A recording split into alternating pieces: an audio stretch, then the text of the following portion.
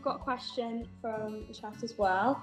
How many police stations are safe haven spots? So first of all, every single police station, every single police officer is someone that people can go to ask for safety.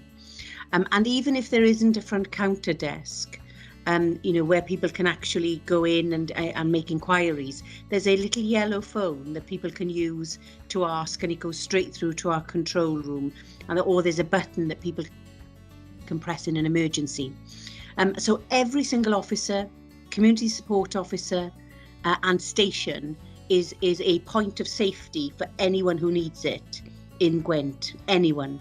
And of course, where in terms of safe havens, some places, such as a coffee shop and other areas, are sometimes designated as safe haven places for people to go to. And of course, most schools are a safe haven place and the like. But just from a Gwent police perspective, if anyone needs to be safe, they can go to any police station, any police officer, any community support officer at any time.